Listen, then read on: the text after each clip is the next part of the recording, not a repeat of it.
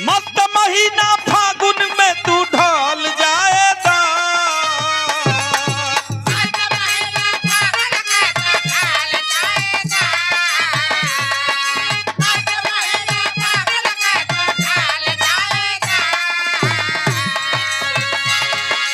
मस्त महीना फागुन में तू ढल जाएगा। भौजी धीरे धीरे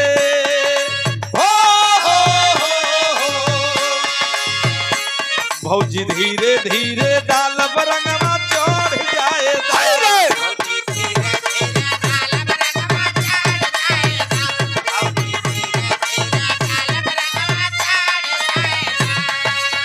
चढ़ जाएगा हो रंगवा चढ़ जाएगा। चढ़ जाएगा हो रंगवा चढ़ जाएगा। भौजी धीरे धीरे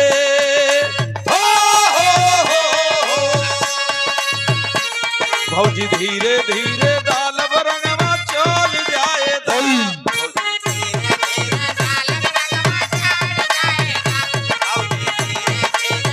पुराना मानो होली है। एक एक लाइन हो जाएगा। एक अब आजा हो पे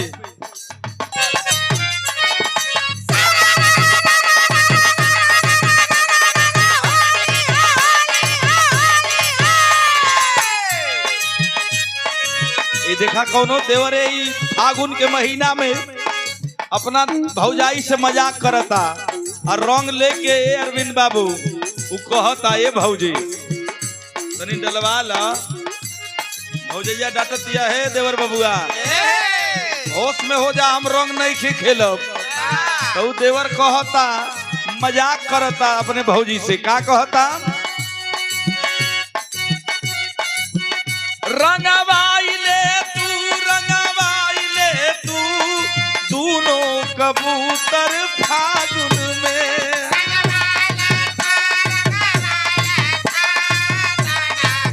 ए भौजी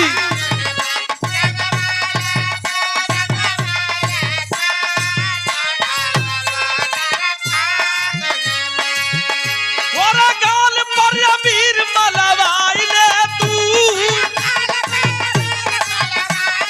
पुराना मानो होली है।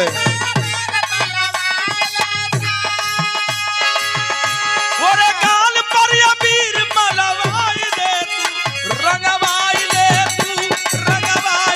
तू दोनों कबूतर होली में।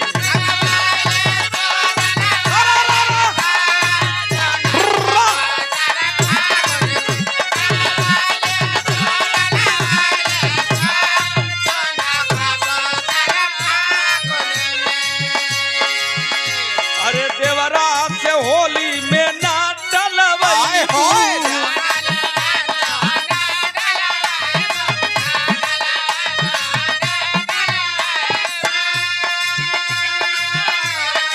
ए भौजी अगिला जन्म छछूनर का पैबू।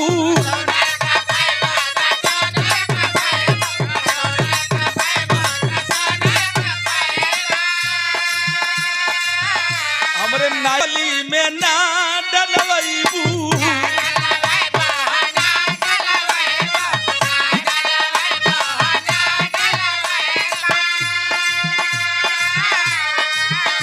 अरे अगला जन्मवा छछूनर का पैबू।